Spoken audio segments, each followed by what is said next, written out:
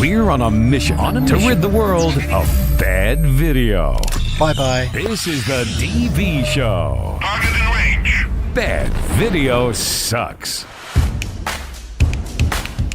All right, welcome to another edition of the DV Show podcast. My name is Brian. Happy Friday. Jeez, what a freaking week we have had. I know that you have probably had a busy week, and so did I. Thank you so much for joining me on this edition of the DV Show podcast. My name is Brian, as you probably already know, but I'll put my name on there. My last name is pronounced Alves, by the way, not Alves or Elvis or Elvis. It's Brian Alves, and I'm so happy to be with you today on this live edition of the DV Show on YouTube, LinkedIn, and Twitter, otherwise known as X. I have a very cool, packed show for you today. I've got some good stuff. Tom Langen is here in the studio today. He's an Emmy Award-winning video producer, video editor, who's going to talk about his book, Legendering, and how it all ties into AI and video production. Now, if you've been watching all week long, your mind is going to change dramatically over what we've been talking about. I know my mind has changed, and I've calmed down a little bit as far as what's going on in the video production world as it relates to AI. We talked to Phil Werner, founder and CEO of MakerSuite, on Tuesday, and we talked about his AI tool. Talked to David Nordine yesterday from Edmund.ai, talked about his tool. We talked to video professional Nick Camp and his perspective about embracing AI, and that was on Wednesday the 10th. So we had a great week talking about AI in general. And what I realize is that we are in a really cool industry right now. We're in a really cool world and an industry that's sort of immune to some extent to what's going on in the AI world or what we think is going on in AI. Like, I'm going to lose my job. I'm going to not get more business. Editing is going to slow down. This is all we talk about. This is all we talk about. And the bottom line at the end of this podcast on this Friday, what I have learned, and I hope you have learned as well, is that it's not about the tools. Okay? It's not about the tools. They're always going to change. It's always going to flush jobs away. It's going to get better. Jobs are going to improve. It's probably going to go, probably no jobs, more jobs. It depends on the technology. But technology is always swirling around, changing this, changing that. And then meanwhile, we are in such a cool industry of video production that it doesn't rely on technology to get a story across. Storytelling and that being creative is timeless. And it doesn't depend on technology. I know Nick the other day had a really, really great video that I posted up on LinkedIn. He talked about King Kong. We showed 1920s version of King Kong and the story and how it was all stop motion animation. And then, I bet you during that time it was booming. Stop motion animation must have been absolutely crazy, like with Jason and the Argonauts, Clash of the Titans, all that animation. Everyone was making money, and all of a sudden CGI eliminated an entire industry, and people adapted. But what I want to talk about is the tools that are being used. So it went from 1920s King Kong to like 2010 King Kong or 12 or whatever it was. And the technology improved, but the storytelling and the techniques did not change. And that's what I want to stress on this podcast, going live on LinkedIn, talking to you and saying, yes, AI has an impact on the video editing industry, video production industry in general. But what I've learned talking to Phil, talking to Nick, talking to David, these are tools that are going to make our job better. That are going to make our work more efficient, and we're going to create better video. And that is the good side of AI, and that's why I like it. All right, in case you are new to us, we are on a mission to rid the world of bad video. You can check us out at thedvshow.com. We're going to show that screen right now. I think it came up. Did it come up? No, it did not. All right, so You can check us out at thedbshow.com. Lots of cool stuff here. We're always doing content, creating content. What's really cool about this website is if you have questions or comments or anything about the podcast, you want to talk to me, but mostly we answer questions here. You can ask your question related to digital video. This little red button down in the right hand corner of our website. You can submit your comment, suggestion, your question right to us there on our website. There's podcasts, live internet radio, where we have the best of the DB show going on, which is, whoa, you got to check it out because we've been here since 2005 doing this podcast, and there's some good stuff there.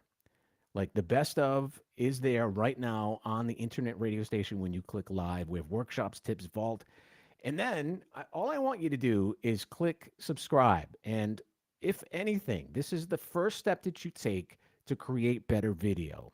And that is just put your first name there in your email and you subscribe to our newsletter, which is going to give you tons and tips and tricks, live workshop announcements, podcasts, latest news and events, all that good stuff.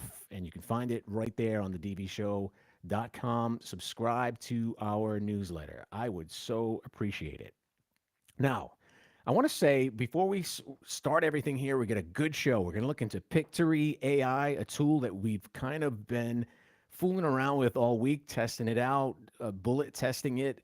And I'm really happy with it, going back and forth with the company, talking about what's going on. Our good friend Mark Gareth from Pictory.ai is going to come on the show next week. I hope you come on the show to talk about this amazing product. I've been loving it. We took a link from our website and put it in this tool, and a video appeared within a matter of like minutes during the show. And so you might want to look back at some archives and take a look at all that stuff. Pictory.ai will be pulling that apart on this edition. And again, we're going to talk with Tom Langen. Now, again, we're on a mission to rid this world of bad video. Now, bad video encompasses many things. It not only looks bad, sounds bad, but it doesn't do anything. It doesn't accomplish anything, and it doesn't do anything. It wastes people's time. And we created a video about the origin of bad video, and it's a character that's on this podcast that's always out to get us. And what all of that really boils down to, that looks bad, sounds bad, doesn't do anything, doesn't get any viewers. It has no call to action, doesn't get any results. It wastes people's time. It all boils down to perfection. And that's a big word. And you got to listen to this podcast a little more to understand it. But we created a video about our bad video character, how he started out, and what it's all about.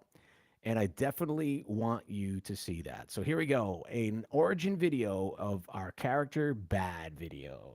Here he is. Born in the quiet town of Harmonyville to good video and great video, Bad Video was not always associated with chaos. As a child, he was like any other, with dreams of creating amazing video that would captivate the hearts and minds of viewers as a young child. Bad Video displayed a talent for video production, often being seen tinkering with video cameras and experimenting with video editing software. But as he grew older, an insidious desire began to consume him. He became obsessed with the pursuit of perfection. He started to believe that only he possessed the ultimate formula for creating perfect videos. Driven by his relentless quest to have every video he produced to be perfect, Bad Video became fixated on silencing any voices that dared to question his authority, extinguishing the creativity of others to maintain his dominance. He started creating videos that not only looked and sounded bad, but they didn't speak to the intended audience, they didn't generate leads, and they didn't get results.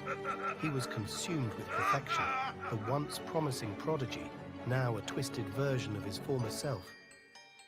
And so, the legend of Bad Video continues to unfold, taunting all who try to get in his way. Bad Video, a warning to all who tread the path of perfection in video production.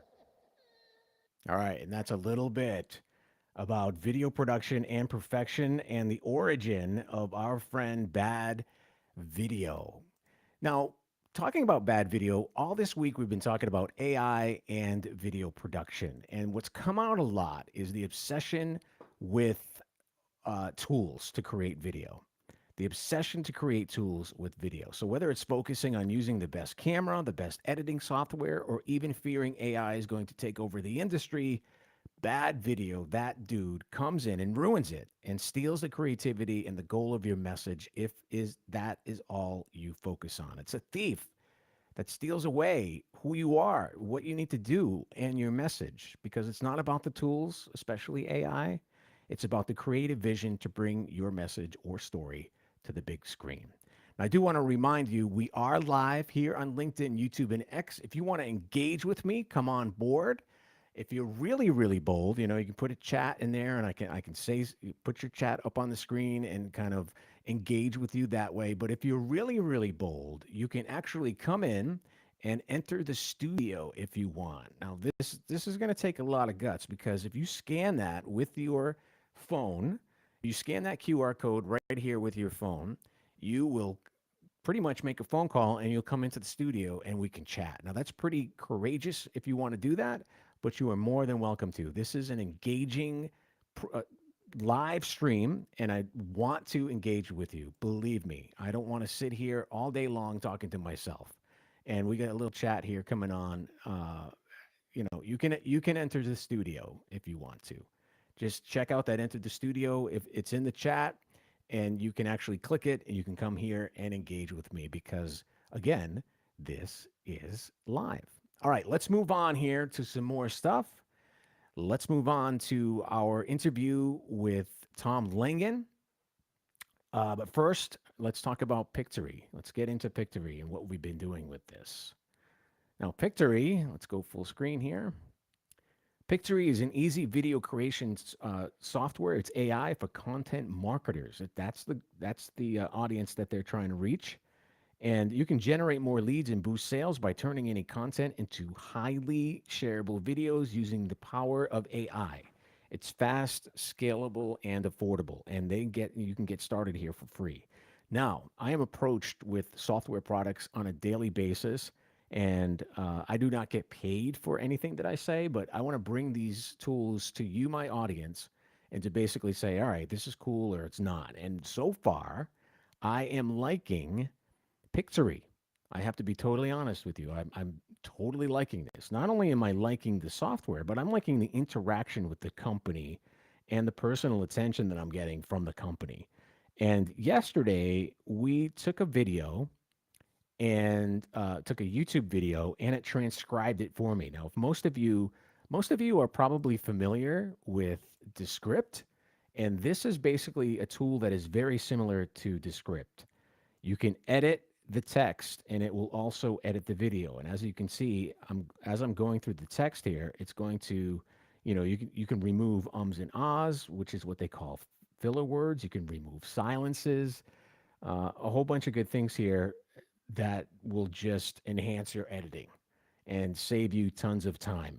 I mean, seriously, instead of scrolling through and, going back and forth on your timeline and, trying to get that specific point and when that person said the word, you can get really accurate and detailed with Pictory by using this feature that they offer you when you sign up for an account, this text editing your video. And it's similar to Descript. Hopefully, Mark comes on the show next week. And hint, hint, Mark, I keep saying this. I talked to him last night. He's asking me how it was going. And I'm saying, yes, this is absolutely an awesome piece of software that will, a SaaS that will absolutely help out my audience. Now, I'm going back to the home page on Pictory. And, it's actually asking for my password and username again. So I'll get out of that screen. I'll go back in again. And hopefully, yep, okay. So let's go back to the home screen dashboard of Pictory so we can actually check out the other features that they were offering. And I'm just getting logged in right now. All right. So here it is. So we did the article to video feature. We did the edit video using text feature. Visuals to video is pretty cool. Script to video. So start typing or copy paste your text. And what's really cool about Pictory is that, you're not going to be left by yourself. And I just kind of jumped into this software on Tuesday, and I didn't even use it. I was just like, all right, I'm just going to go right up on the screen and talk about this before I even use it. And it's very user friendly, I have to admit. So, you get a whole bunch of features here, script to video, and they have this watch tutorial. You can proceed and do it if you know what you're doing. Article to video, edit video using text, and visuals to video. So I can drop in any files from my computer and it will instantly create a video. Now, we're going to be playing around with this a little more on the show next week. Mark is coming from Pictory. He's going to talk about it. And I just wanted to prove to you that, if you're an assistant editor or if you are an editor in general, this is going to make your job a hell of a lot easier. Because I know when I put that link in there to the article to video and the video snapped up and during the course of the show, it created that video. I think that saved a lot of time. I think that saved a lot of time. Our good friend Johnny is back. Pretty cool for producers and writers, creators before going to the edit bay. Yes, absolutely. It is a cool tool. It's not perfect, and the expectation is not there to be perfect. It's Pictory is a tool that you can actually use to for pre-production and to get things done quicker before you start getting into the actual production. And I'm going to fool around with it more over the weekend, and hopefully Pictory comes on the show next week so we can talk more about it. I'm not sure about the topic. Actually, Johnny's asking a question here. So you could create an animatic of the script before production. Yeah, storyboard kind of thing. It is very, very cool. Pictory. I love it. All right, we're going to talk more about this at the end of the show, but Tom Langen is in the queue waiting, and we want to get into this interview. Tom is an Emmy Award winning producer, video person, and he wrote a book called Legendering. It talks about humanizing video production, and I think it's a perfect segue into what we've been talking about all week. So let's introduce Tom Langen. Here he comes. We're gonna move him here real quick. Right, right. But love your stuff. I have to say, you are very, in just this conversation alone, you're a very thoughtful, detailed guy, and we have to be in the video production world. And I kind of met you on not the smartest guys in the room, which is every Wednesday on LinkedIn, and I'll put a link to that in the show notes if anyone wants to come and listen in. But I think Appreciate it. it's a really really and we don't talk about video production there all the time. It's just a whole bunch of creative people gathering together, talking about what's going on in their world, talking about what's happening in the creative world. And I think it's a great room, and that's how I kind of met you. And I was like, oh, another video person. And you can tell video people because they have the right equipment, they have the right audio, they have the great looking background, and there you were. So for those of my listeners who do not know you, you are Tom Langen from Talex Media. Tell us a little bit about, I think you're involved in nonprofit kind of stuff, right? I do all kinds of stuff. So I work in a lot of different verticals. Talex Media is a full service media production company. We're based in the Hudson Valley, New York, but not limited by geography. So I have clients, have worked with folks everywhere from Florida to Georgia to Colorado to the Hudson Valley here in New York, up into Boston to where you are.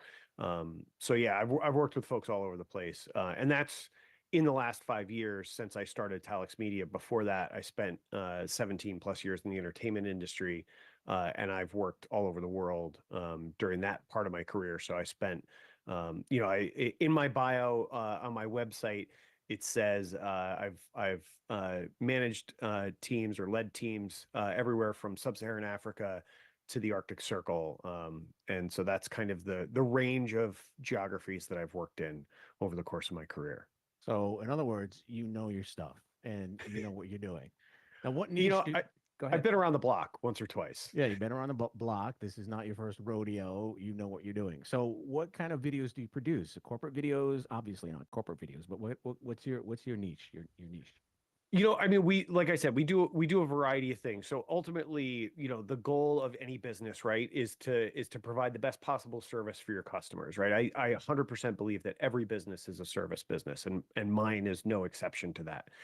So my goal is to provide the best possible service that I can for my customers, and the needs of my customers vary. I work with customers in a lot of different verticals, everything from large scale healthcare nonprofits. I have $100 million healthcare nonprofit that's one of my clients.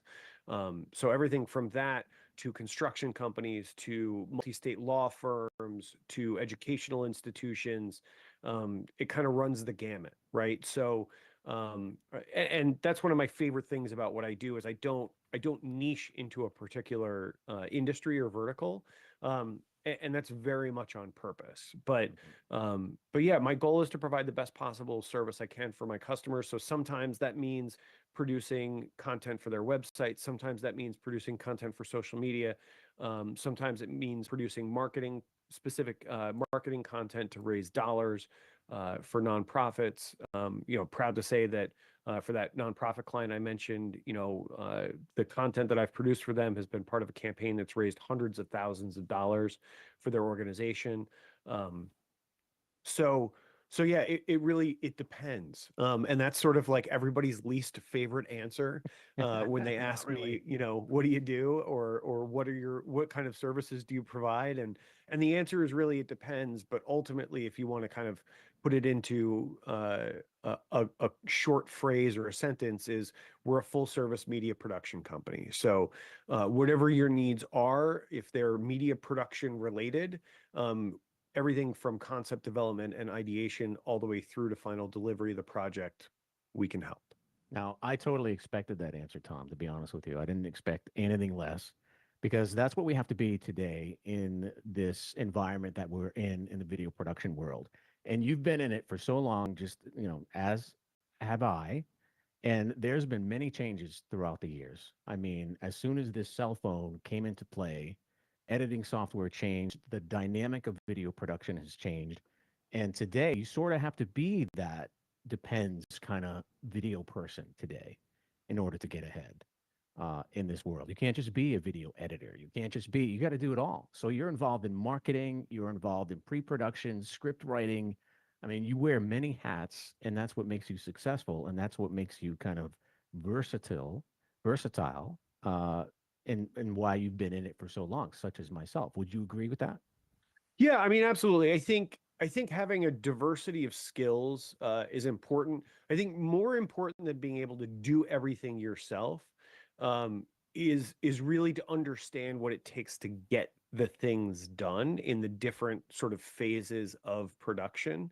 That I think is ultimately the sort of most valuable skill set you can have as a business owner, because you can delegate, right? And you should delegate. When I work on larger scale projects, like I don't do everything by myself from start to finish. Like there just aren't enough hours in the day.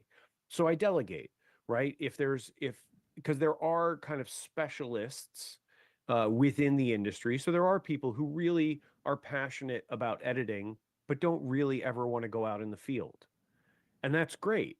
There's room for folks like that. I need folks like that to help support my business for various projects, right?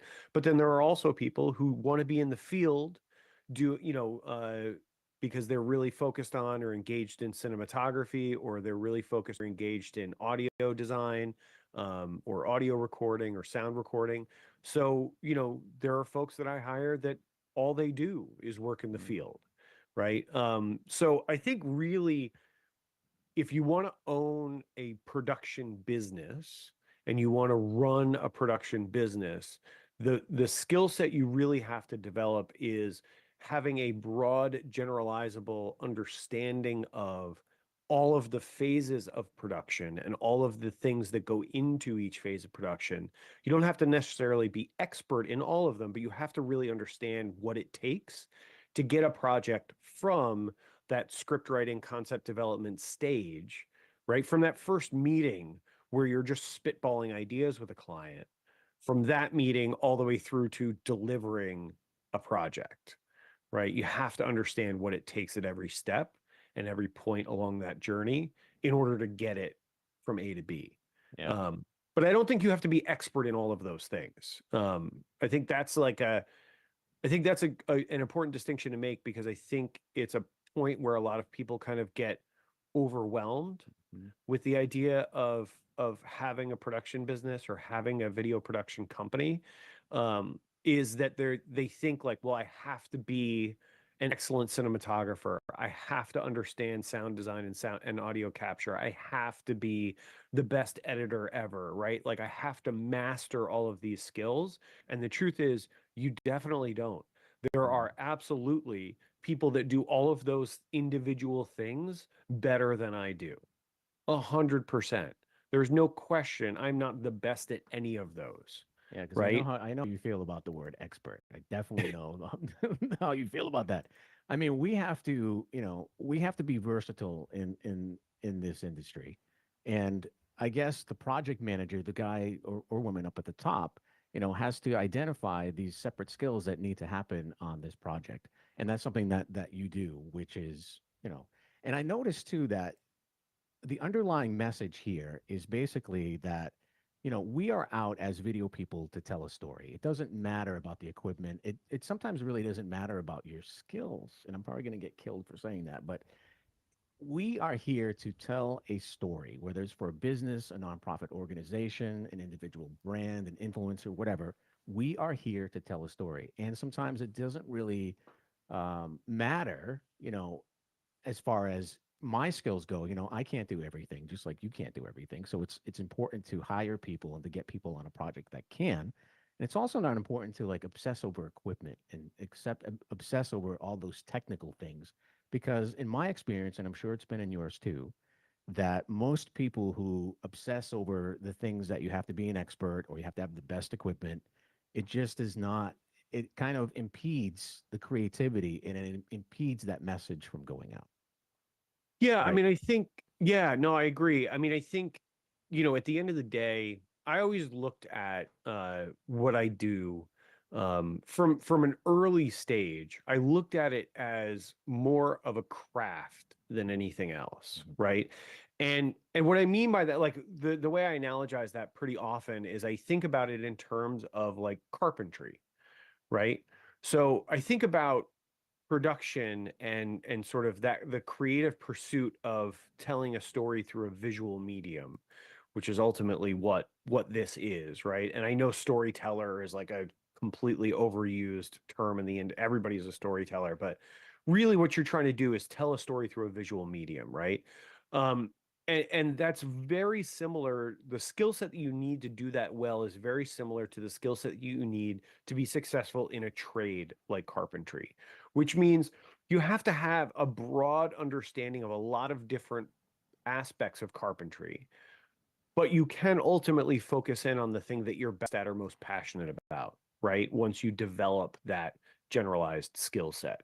And ultimately, what really matters when you talk about when I talk about that craft is rather than, you know, the the tool, i.e. the camera or the equipment, right? Like the bells and whistles are nice, right? But ultimately, really what matters is the skill of the hand that holds the tool, That's right. right? So you could hand me a cell phone and ask me to go out and film something, and I promise you that it would be better, objectively, would be better than if you handed a $20,000 digital Hmm. cinema camera to somebody who didn't know what they were doing and asked them to film the same thing. I Yes. could do better with an iPhone than somebody with no experience could do with a $20,000 camera. It's Yes. just the reality of the situation, That's right. because of the skill that I've developed over time.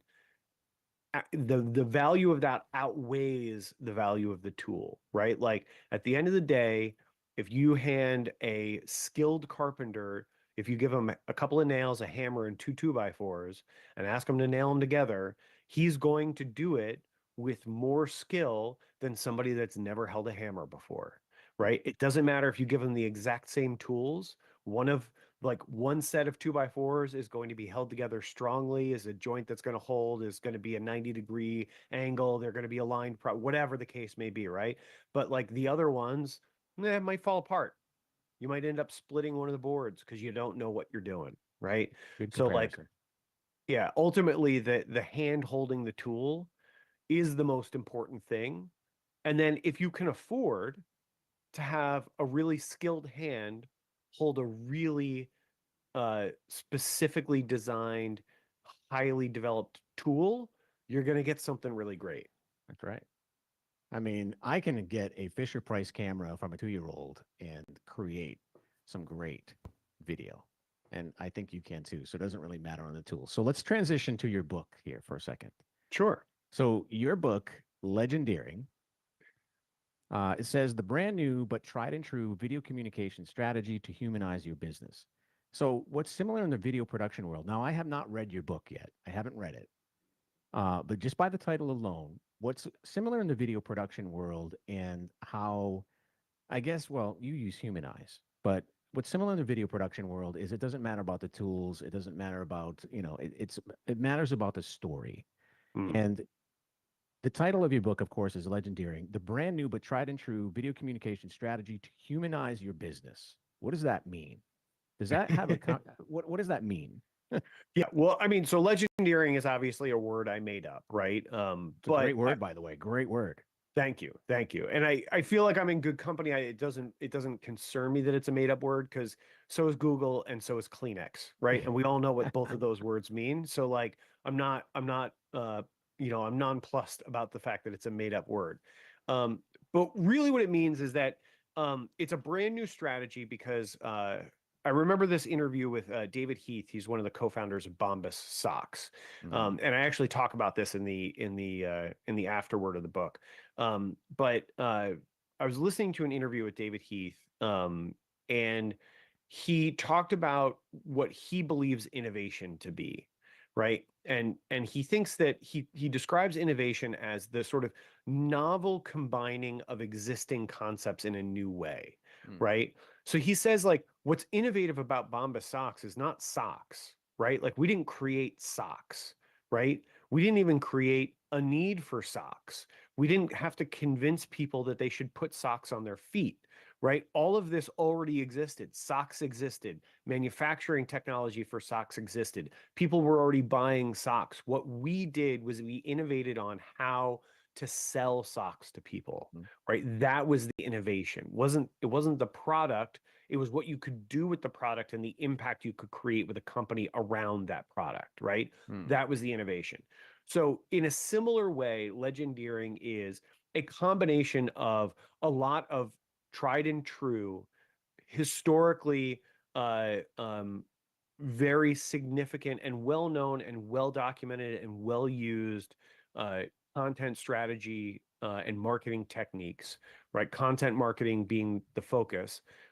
That's a strategy that's been around for nearly 300 years. The sort Mhm. of the origins of content marketing go back to Benjamin Franklin in the 1730s, right? So like this is not a new idea, right? The new idea or the novel combination, the innovation around legendeering is the combination of these specific strategies, content marketing, production, episodic content development, all of these things kind of mash together into a strategy that's designed to help you build community around your brand, right? And when I talk about building community, what I'm really talking about is developing relationships with a group of people, right? And that's where the word humanize comes in. So ultimately, it's a video communication strategy that's designed to help a brand or a business develop relationships with their community that they want to serve With video. through video. That's the centerpiece of it. Yeah. Love it. Absolutely love it. Now, I love your analogy about Red Bull.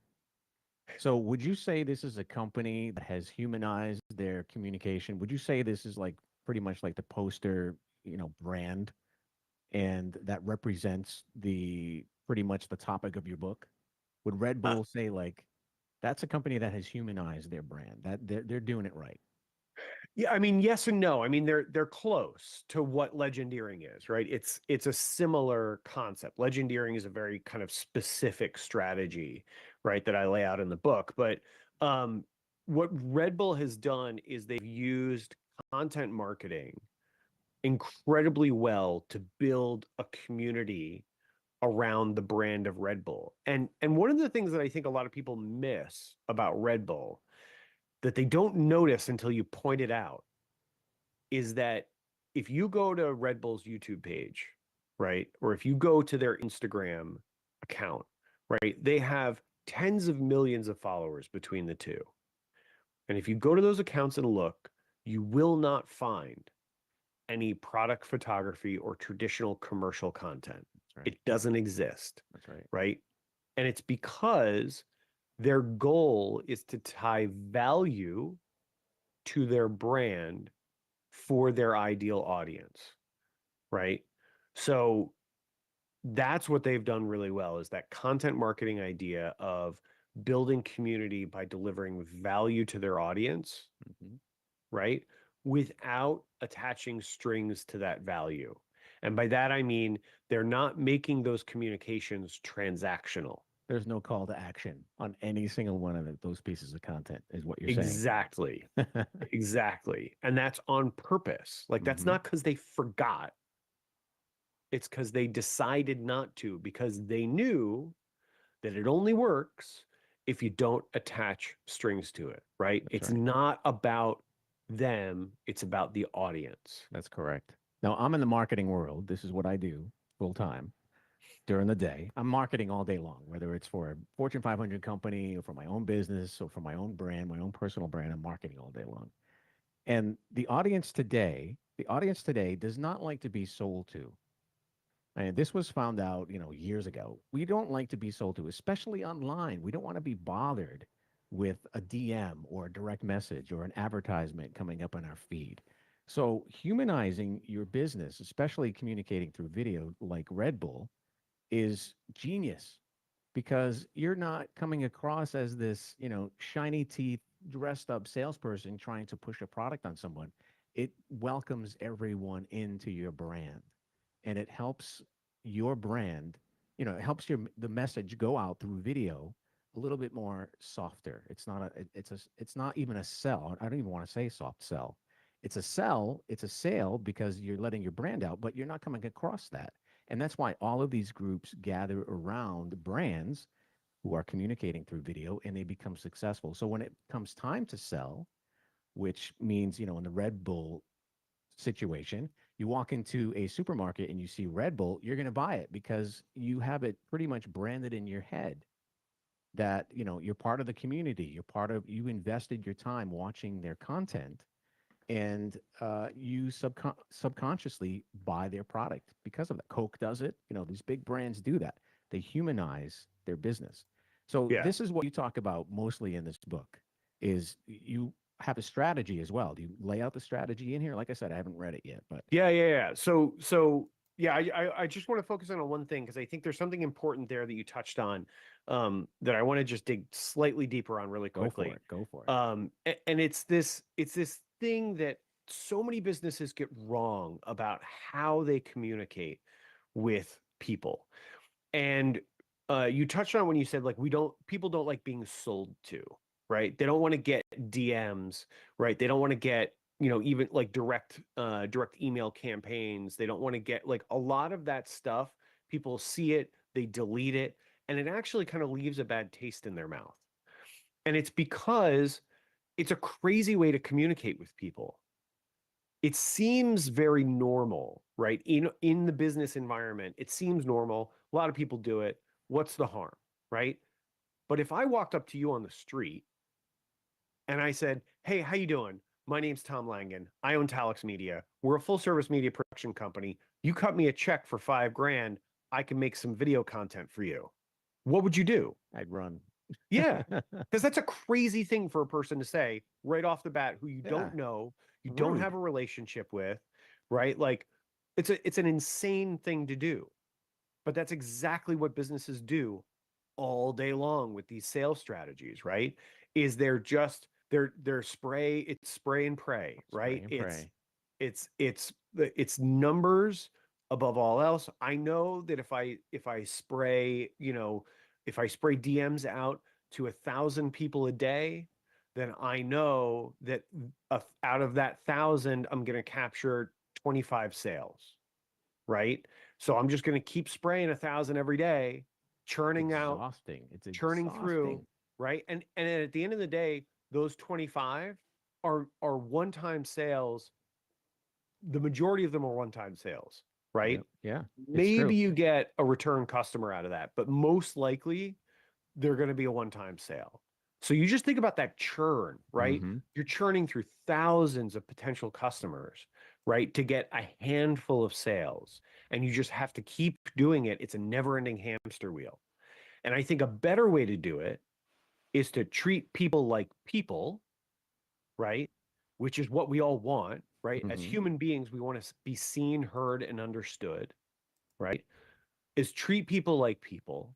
And the best way to develop a relationship and get someone to care about you and your brand and your business is to demonstrate to those people that you care about them, That's right. right? And There's that, I think it was yes, Eleanor Roosevelt's quote, like, nobody cares about how much you know until they know how much you care, that's right. right? So it's that idea that you have to demonstrate to your audience, your community you seek to serve as a business. You have to demonstrate to them that you care about them. I use slightly saltier language in the book, but you have to demonstrate that you That you care give a about them. shit. Is that what you're going to say? That is what I say in the Exactly. book. I think You I have just to, brushed through that word. yeah, like nobody gives a shit unless you show them that you give a shit about them, right? That's You right. have to give a shit about them first before they'll ever give a shit about you. So I have to say, I don't know about this book. I'm kind of afraid what's in here because this is the secret sauce, to be honest. This is the secret sauce that you are telling everyone. Do we want them to know that? You know, Absolutely. I mean, wow, if everyone now humanizes their business. Now, you and I know for sure that video is very impactful. And the entry now to create videos, it's really easy. Phone, I mean, you have access to all this equipment. You don't really need to be an expert to do video. But what's in this book, Tom, is gold. I mean, I don't know if I would be okay with letting this stuff out because I mean, this is the secret sauce. look, I think it is because I'm happy to let it out for two reasons. Like one, you know, I fully acknowledge, I think there's value in the fact that um, often people get caught up in trying to be overly protective of IP, right? And I think you should be protective of your IP, your intellectual property, right? I mean, my book is trademarked and registered with the Library of Congress. Like, I am taking precautions to make sure that I can protect my intellectual property in the book, right? But I want people to broadly understand the strategy for a couple of reasons. Primarily, one is for, business owners, right?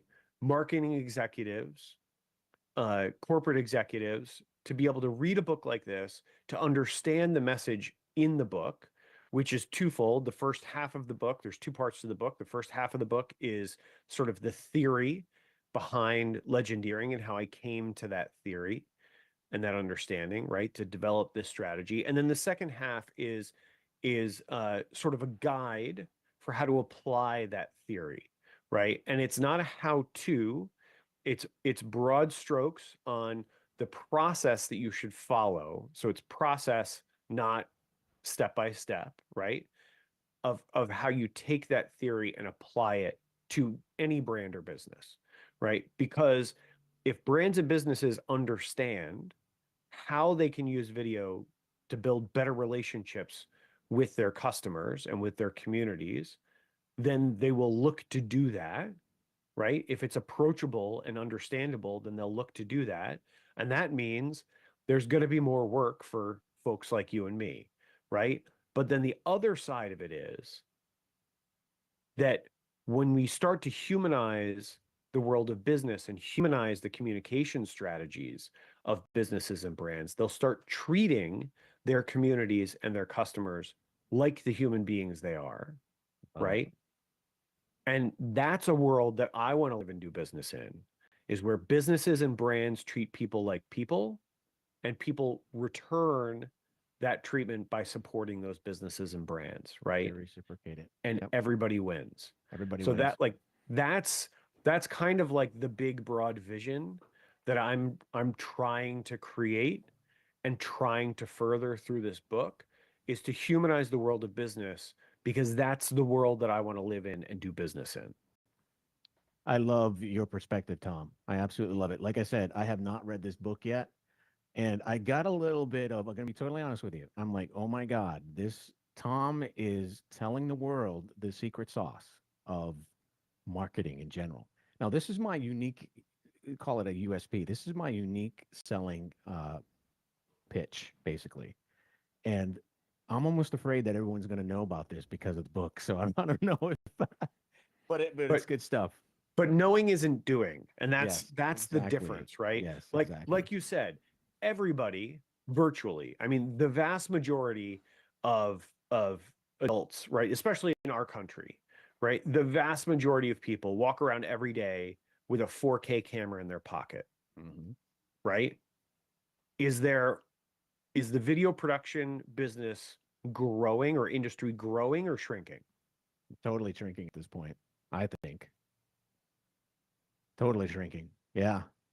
I think, yeah, Really? I'm thick in this, and I have, I'm thick in the weeds with video production, people at least, and jobs are getting lower. I mean, it's ugly Are out we there in this are we industry. talking are we talking like entertainment industry, or are you talking B2B? B2B, B2C, yeah, the video production industry is teeter tottering on, yeah, it's getting totally smaller. Not where It's I'm sitting. changing. Yeah, yeah, okay.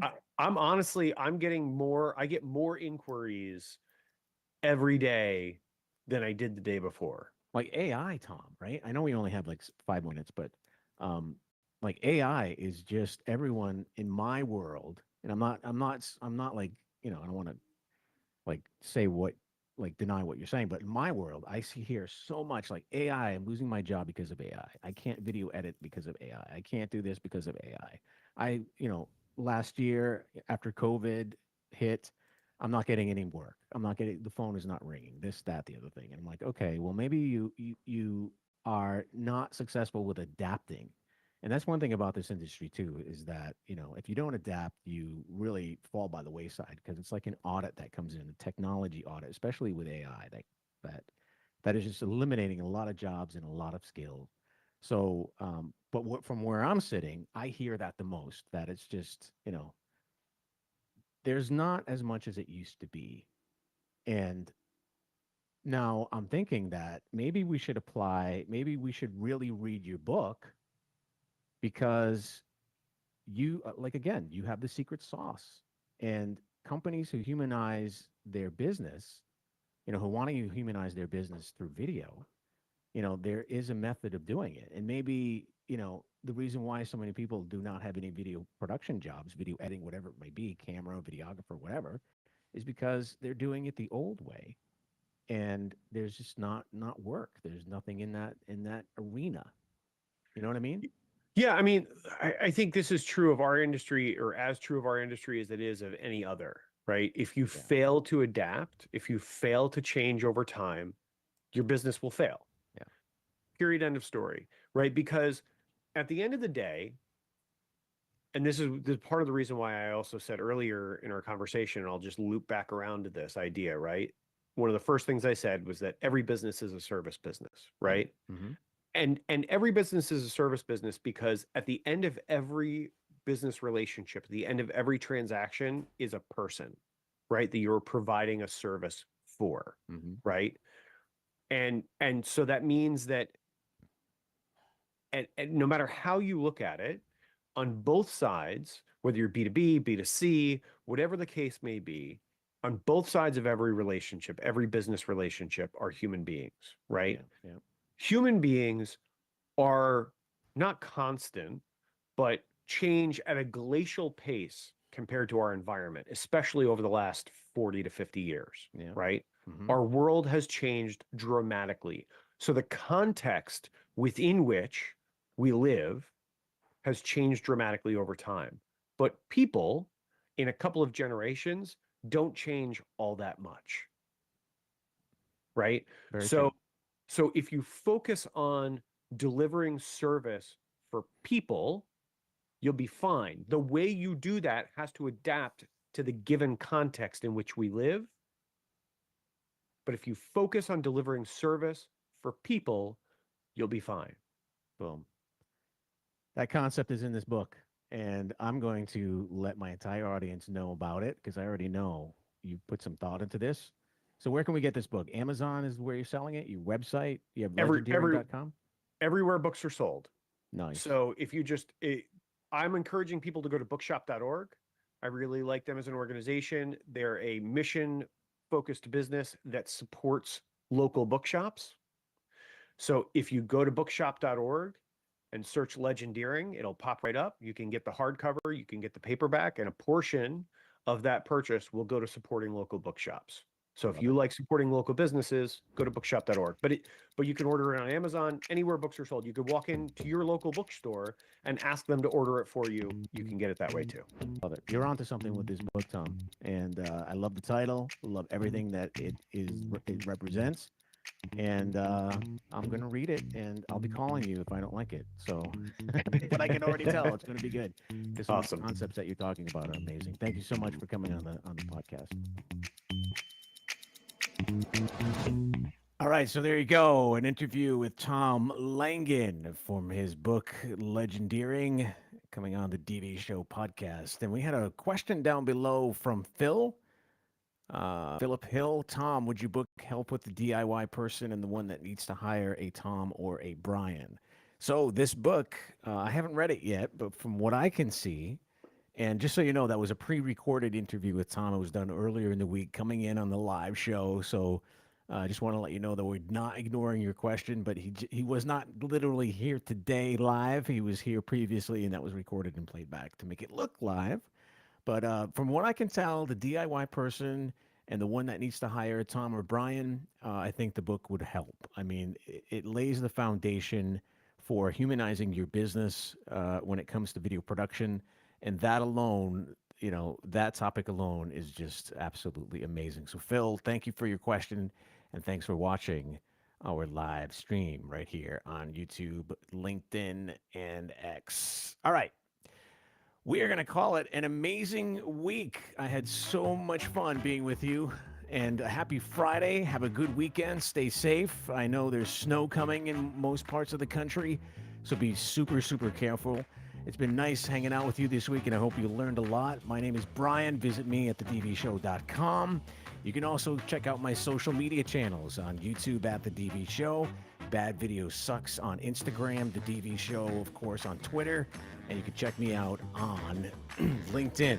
Also, thedvshow.com/Brian is where you will find me. Thank you so much, Phil, for watching. Thank you, Johnny D, for watching. Thank you for watching. You know, this podcast is powered by you. Video production is not for everyone. It can easily become overwhelming, time-consuming, intimidating, and technical when all you want to do is create video that works for you.